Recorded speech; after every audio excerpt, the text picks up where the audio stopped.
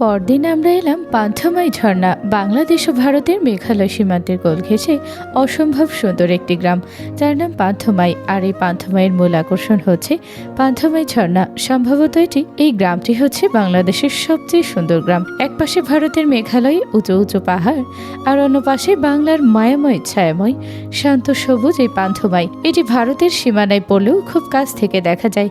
ছবি তোলা, ভিডিও এসব তো লেগেই আছে। সবাই মুগ্ধ নয়নে সব দেখলাম। সেখানে থেকে আমরা জাফলং 0 পয়েন্ট ওপারে সারি সারি পাহাড়ে, এপারে স্বচ্ছ জলের স্নিগ্ধ নদী, পাহাড়ের বুকে অবিরাম ভাবে বয়ে চলেছে ঝর্ণা, নদীর বুকে স্তরে স্তরে নানা রঙের নুড়ি পাথর। আমি বিস্মিত হয়ে তাকিয়ে দেখছি। হাঁটু ভাঁজ করে বসে একটা পাথরও হাতে নিলাম। কি সুন্দর পাথর! সেখান থেকে আমরা গেলাম সংগ্রামপুঞ্জি ঝর্ণা দেখতে। জাফলং থেকে 15 মিনিট লাগে। ক্লান্ত হয়ে সবাই বাসায় এসে বিছানায় কাত হয়ে পড়ে আছে। আমার একটু ক্লান্ত লাগছে না, খুব ভালো লাগছে। কত কত জায়গায় ঘুরলাম, আনন্দে আমার মুখ উজ্জ্বল হয়ে আছে। ঘোরাঘুরি হয়ে ক্লান্ত থাকলেও পাত্তা দিচ্ছি না। আজকে রাতের আগেই ফিরেছি, তাই দিন আছে এখনো। আপুর ফোন বালিশের কাছে রেখে ঘুমিয়ে আছে। আমি ফোনটা নিয়ে দেখলাম কত বাজে। এখন 5:30 বাজে। আমি বিছানায় থেকে উঠে পড়লাম। রুম থেকে বেরিয়ে কি করব ভাবছি, হঠাৎ আমার চোখে পড়লো ছাদে যাওয়ার সিঁড়ি। কি ভেবে যেন সেদিকে যেতে লাগলাম। গিয়ে দেখি একটু, এখানে এসেছি 3 দিন হয়ে গেল, ছাদে যাওয়া হয়নি। আমি গুটি গুটি পায়ে ছাদে চলে গেলাম। ছাদে পা রাখতেই একটা ঠান্ডা বাতাস ছুঁয়ে দিল। কি বাতাস হচ্ছে, ঝড় বৃষ্টি হবে নাকি? ভ্রু কুঁচকে সারা ছাদে তাকালাম। কোনো ফুল গাছ নেই, একদম ফাঁকা কোনায় একটা অ্যালোভেরা গাছের টব আছে, আর কিচ্ছু নেই। খালি পায়ে আসায় পায়ে ধুলা অনুভব করলাম। ওইভাবেই ছাদের কোনায় চলে গেলাম। তারপর রেলিং এ হাত রেখে নিচে তাকালাম। হাত দিয়ে কোনো রকম চুল খোপা করেছিলাম। বাতাসের জন্য অবাধ্য চুল খুলে পিঠে জড়িয়ে গেল। বাঁধার চেষ্টা করছি, পারছি না। ওড়না উড়ে যাচ্ছে। কোনো রকম ওড়না গায়ে জড়িয়ে দাঁড়িয়ে আছি। এই বাতাস সব অবাধ্য করে দিলেও আমার খুব ভালো লাগছে। হঠাৎ পেছনে তাকালাম, মনে হচ্ছে কেউ আমার দিকে তাকিয়ে আছে। তাকিয়ে দেখি ইহান ভাই ছাদে দাঁড়িয়ে আমার দিকে তাকিয়ে আছে। কেমন করে যেন তাকিয়ে আছে। আমি তাকাতেই হক চকিয়ে চোখ সরিয়ে নিল। তারপর এগিয়ে এসে আমার পাশে দাঁড়িয়ে বলল, এখানে কি করছিস? আমি বললাম, এমনি কিছু না। কত বাতাস হচ্ছে, তাও এখানে দাঁড়িয়েছিস কেন? ভালো লাগছে বাতাস। ভাইয়া ভ্রু কুচকে তাকালো, সাথে সাথে চোখ সরিয়ে নিল। আমি ওড়না ঠিক করছি খালি। একা ভালোই লাগছিল। ভাইয়ের সামনে ওড়না হেলে যাচ্ছে, এখন ভালো লাগছে না। বাতাসে ধুলা আসছে, দেখছিস না? তাহলে নিচে যা, চোখে যাবে। সাথে সাথে আমি চিৎকার করে উঠলাম। চোখে কিছু গেছে, চোখ ধরে চেঁচিয়ে যাচ্ছি। ভাইয়া তাড়াতাড়ি আমার দিকে ফিরে বলল, কি হয়েছে? চোখে কিছু পড়লো? চোখ ডলতে ডলতে ভাই আমার কথা শুনে আমার হাত ধরে টেনে কোথাও নিয়ে এলো। আমার চোখ বন্ধ, তাই দেখতে পাচ্ছি না। হাত সরা। ভাইয়ার কথা ওই স্পর্শ পেলাম। ভাইয়া আমার হাত সরিয়ে দিচ্ছে। আমি শক্ত করে দাঁড়িয়ে আছি। ইহান উষার ওড়নার কোনা দিয়ে চোখের ময়লা বের করলো। চোখ আমার জ্বলে যাচ্ছে। হয়েছে, তাকা। আমি বললাম, না, আমার চোখ জ্বলছে খুব। একটু তো জ্বলবেই, তাকা না। ভাইয়া নিরাশ হয়ে আমার চোখ খুলে নিজের মুখটা কাছে এনে ফু দিতে লাগলো। আস্তে আস্তে আমার চোখের জ্বালা পোড়া কমে এলো। আমি চোখ মেলে তাকিয়ে আছি। ভাইয়া এখনো আমার চোখে ফু দিচ্ছে, খুব কাছ থেকে। এখন আমার বুকের ভেতরে তোলপাড় করছে। ভাইয়াকে এত কাছে দেখে আমার সমস্ত ধ্যান ধারণা শূন্য হয়ে গেল। ভাইয়ার দিকে বিবশ হয়ে তাকিয়ে আছি। বুকের ভেতর ঢিপ ঢিপ করছে। ভাইয়ের গরম নিঃশ্বাস আমার মুখে বাড়ি খাচ্ছে। হুট করে ঝরঝর শব্দ করে বৃষ্টি নেমে এলো। তাতে ভাইয়ের ফু দেওয়া অফ করে আমাকে বলল, কমেছে? আমি মাথা নিচু করে বললাম। ভাইয়ের কথায় চমকে উঠলাম। ইস, বৃষ্টি শুরু হয়েছে, এখন কি হবে? আমিও এগিয়ে গিয়ে দেখি অনেক জোরে বৃষ্টি হচ্ছে, সাথে ঝড় আকাশে গুরুম গুরুম করছে। বাজ পড়লো বলে আমি ছাদে এসেছিলাম 5:30টায়। তখন দিনের আলোই ছিল, এখন অন্ধকার হয়ে এসেছে। আমরা কোথায় এটা? ভাইয়াকে জিজ্ঞেস করতে জানতে পারলাম এটা চিলেকচ্ছর ঘর। ঝড়ের জন্য ভাই এখানে এনে আমার চোখে ময়লা ফেলেছে। ছোট্ট একটা রুমে, খালি, একদম কিছু নেই। ভাইয়া খোঁজ করে অন্ধকারের মাঝে লাইট জ্বালালো। এতক্ষণ ভয়ে জড়সড় হয়ে দাঁড়িয়েছিলাম, এখন একটু স্বস্তি পেলাম। ভাইয়া দরজার কাছে দাঁড়িয়ে আছে, আমি ভেতরে। তখনই ফট করে সব অন্ধকার হয়ে গেল। কারেন্ট চলে গেল বোধহয়। অন্ধকার হতে আমি ভয়ে কুকড়ে উঠে ভাইয়াকে বললাম, ভাইয়া আপনার ফোনের আলো জ্বালান, আমি অন্ধকারে ভয় পাই। বলতে বলতে এগিয়ে এলাম দরজার দিকে। ভাইয়া সেখানেই দাঁড়িয়েছিল। ভাইয়া ঘাড় বাঁকিয়ে বলল, ফোন তো রুমে রেখে এসেছি। ভাইয়ার কথা শুনে আমার মাথায় যেন বাজ পড়লো। তখনই বিদ্যুৎ চমকালো। ভয়ে আমি চিৎকার করে ভাইয়াকে জড়িয়ে ধরলাম। আমার কাছে ভাইয়া হতভম্ব হয়ে দাঁড়িয়ে আছে, আমার যেদিকে খেয়াল নেই। আমি শক্ত করে ভাইয়াকে জড়িয়ে কাঁপছি, ভয়ে আমার জান বের হওয়ার উপক্রম। বাহিরে বাজ পড়ছে, আবার বিদ্যুৎ চমকে চমকে দিন হয়ে যাচ্ছে। মরে গেলাম আমি। আমাকে ছাড়াতে চেয়েও পারল না ভাইয়া, তাই ওইভাবেই আমাকে নিয়ে ভেতরে এসে দাঁড়ালো। তারপর আমার মাথায় হাত দিয়ে বলল, এত ভয় পাচ্ছিস কেন? আমি আছি তো তোর সাথে। আমি কাঁপছি। ভাইয়া আমাকে শান্ত করার চেষ্টা করছে, কিন্তু আমি পারছি না। পারবো কি করে? বাজ পড়া থামছেই না। শেষে ইহান উষাকে শক্ত করে জড়িয়ে ধরল। এটা ছাড়া আর কিছু করার নেই। ও থামছেই না, কাঁপছে, ফোপাচ্ছে। ইহান উষার মাথায় হাত বুলিয়ে দিচ্ছে। উষার বুকের সাথে মিশে আছে। এতে ইহানের বুকের ভেতরটা কেমন যেন করে উঠছে। উষার গরম নিঃশ্বাস আমার বুকে পড়ছে। আস্তে আস্তে উষার ফুপানি কাঁপাকাঁপি কমে এলো। ঝড় থেকে এখন বৃষ্টি হচ্ছে। ঝড় থেমে যেতেই আমি সম্মতি পেলাম। ভাইয়ের বুকে আছি ভেবেই লজ্জায় লাল হয়ে গেলাম। তাড়াতাড়ি ভাইয়ের থেকে নিজেকে ছাড়িয়ে নিলাম। লজ্জা অন্ধকারে দাঁড়িয়ে রইলাম অন্যদিকে ঘুরে। তখনই বৃষ্টির ঝাপটা এসে পড়লো আমার চোখে মুখে। চমকে উঠলাম। বাহিরে দিন হচ্ছে তো রাত, তাতে দেখলাম জানালা দিয়ে পানি আসছে। আমি পেছাতেই ভাইয়ের সাথে ধাক্কা খেলাম। ইহান সেখানেই দাঁড়িয়েছিল। হঠাৎ উষার পিঠের সাথে ঠেসা খেয়েছে। এক পা পিছিয়ে গেলাম। কি হয়েছে? পানি আসছে জানালা দিয়ে। ইহান কিছু বলতে গিয়েও বলতে পারলো না। ওর নাকের কাছে উষার চুল, যা থেকে মাতাল করা গন্ধ আসছে। ও চোখ বন্ধ করে সে গন্ধ অনুভব করছে। হুট করে এক পায়ে গিয়ে এসেও উষার কোমর জড়িয়ে ধরল। উষা নিজের কোমরে কারো স্পর্শ পেয়ে কেঁপে উঠল। ইহান যেন নিজের কন্ট্রোলহীন হয়ে গেছে। ওর একটা ইচ্ছা জেগে উঠল। ও নিজের মুখ ডুবিয়ে দিল উষার চুলের মাঝে। উষা স্তব্ধ হয়ে দাঁড়িয়ে আছে। ওর সারা শরীর থরথর করে কাঁপছে। কি হচ্ছে কিছুই বুঝতে পারছে না। ঠান্ডায় কেঁপে কেঁপে উঠছি। তাই বসে না থেকে চোখ মুখ ঢেকে চাদর দিয়ে গা ঢেকে শুয়ে পড়লাম।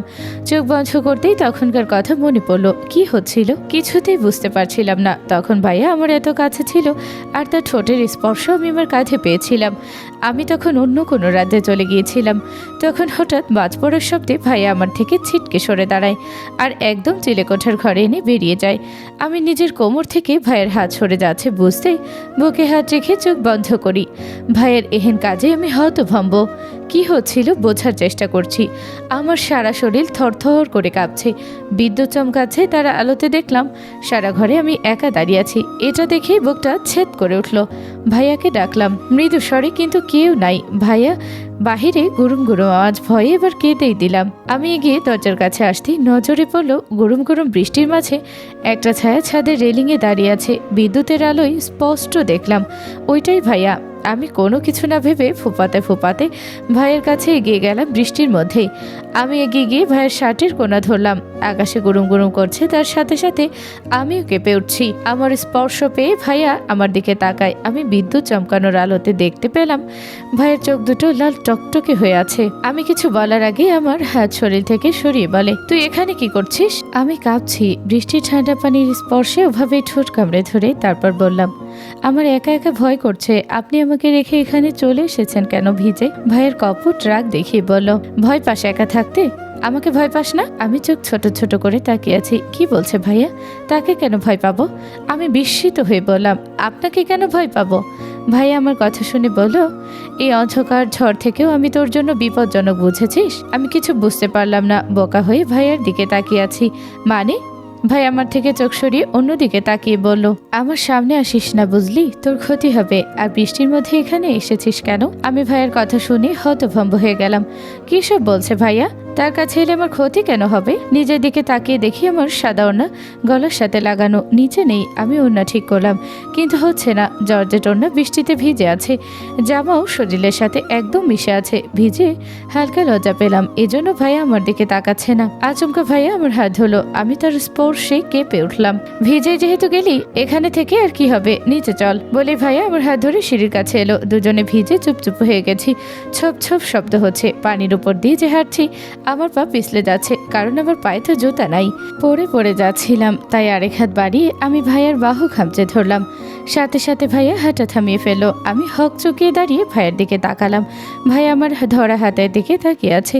আমি কাচুমাচু মুখ করে বললাম, আমার পা পিছলে যাচ্ছে তাই। ভাই আমার পায়ের দিকে তাকিয়ে বলল, তোর জুতা কই? আমি বললাম, নিচে। কেন? জুতা ছাড়া এসেছিস কেন? আমি ভাবছি ময়লা হবে তাই। ইডিয়েট একটা বলে হাঁটতে লাগলো। সিঁড়ির কাছে এসে হাত ছেড়ে দিল। আমি কাঁপতে কাঁপতে নিচে আসলাম। সবাই আমাদের চিন্তায় সোফায় বসে আছে। উপরে থেকে দেখলাম ভাই আমাকে রুমে গিয়ে চেঞ্জ করতে বলে নিজের রুমে চলে গেল। রুমে এসে দিয়া আপুর মুখোমুখি হলাম।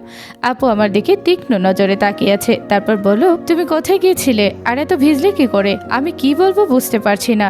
তোমাকে আর ওদিকে ইহানকে দুজনকে পাওয়া যাচ্ছিল না বলেই আপু কিছু একটা চিন্তা করে বলল, বাই এনি চান্স তোমরা একসাথে ছিলে না তো? বলেই সন্দেহ চোখে তাকালো। কিছু বলবো তার আগে ইমা আপু চলে এলো আর আমাকে এমন ভেজা অবস্থায় দেখে চমকে উঠলো। এ কি, এমন ভিজলি কি করে? কোথায় ছিলি? কখন থেকে খুঁজছি তোকে। বাহিরে কত ঝড় হচ্ছে দেখেছিস? আমি ছাদে ছিলাম। হোয়াট? কেন? তুই তো ঝড় ভয় পাস। একা কি করেছিলি? সবসময় তোমার হাত ধরে কাঁপিস। এদিকে ইহানকেও পাওয়া যাচ্ছে না, ফোনও রুমে রেখে গেছে। আমি কি বলবো ভাই আমার সাথে ছিল? বলতে গিয়েও বললাম না। আপু আমাকে ফ্রেশ হয়ে চেঞ্জ করে আসতে বললো। আমি দাঁড়ালাম না, এমনিতেই আমার শীতে জান যাচ্ছে।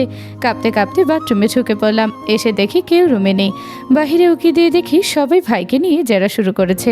আমি আর গেলাম না, কাঁপুনি কমেনি। কি ঠান্ডা পানি, উফ, শরীর কাটা দিয়ে উঠছে। কাঁপতে কাঁপতে বিছানায় শুয়ে পড়লাম। বর্তমানে আমি এখন এসব ভাবতে ভাবতে ঘুমিয়ে পড়েছি। ঘুম ভেঙেছে আপু ডাকে, খাওয়ার জন্য ডেকেছে। আমি শুয়ে থেকে বললাম, তোমরা যাও, আমি খাবো না। সে কি, কেন?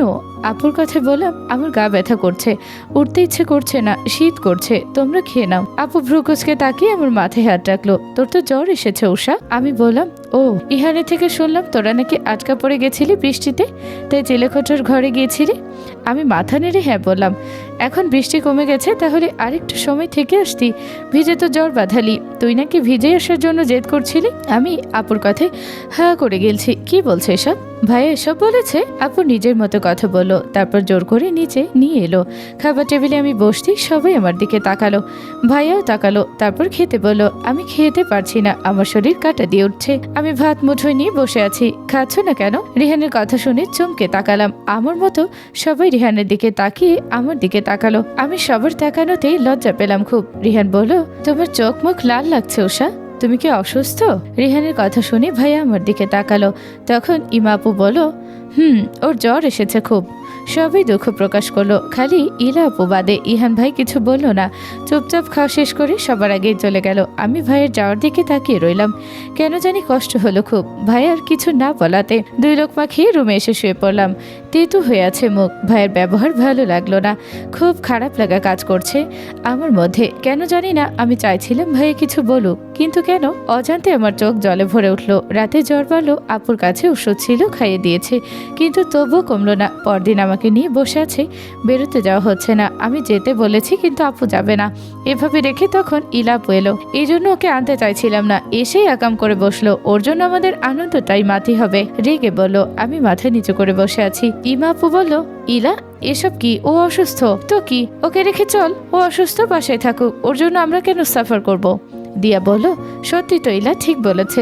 ইমা আমরা চল যাই, উষা বাসায় থাকুক, সব তো আছেই, কিন্তু ওকে একা রেখে অসম্ভব। আমি যাব না, প্লিজ চল না। না, অসুস্থ অবস্থায় ফেলে আমি যাব না। তোদের এত ইচ্ছে তোরা যা। ইমা আপুকে কেউ রাজি করাতে পারছে না, তাই আমি আপুকে ডেকে বললাম, আপু প্লিজ তুমি যাও না। উষা আমাকে জোর করিস না, প্লিজ আপু, তুমি না গেলে সবার যা মাটি হবে, আর এতে সবাই আমাকে রেসপন্সিবল করবে। তার থেকে তুমি যাও, আমার কিছু হবে না, আমি ঠিক থাকবো। দেখো আপু তুমি কি চাও আমাকে সবাই দোষারোপ করুক? আচ্ছা যাব, নিজের খেয়াল রাখবি, তাড়াতাড়ি চলে আসবো কেমন? আপুরা সবাই চলে যায়, আমি বাসায় একা বসে আছি। আমি শুয়ে পড়লাম, সাথে সাথে ঘুম। তখন মনে হলো কেউ আমার কপালে কোমল স্পর্শ দিচ্ছে, একটা হাত আমার গালে। আমার ঘুম ছুটে গেল।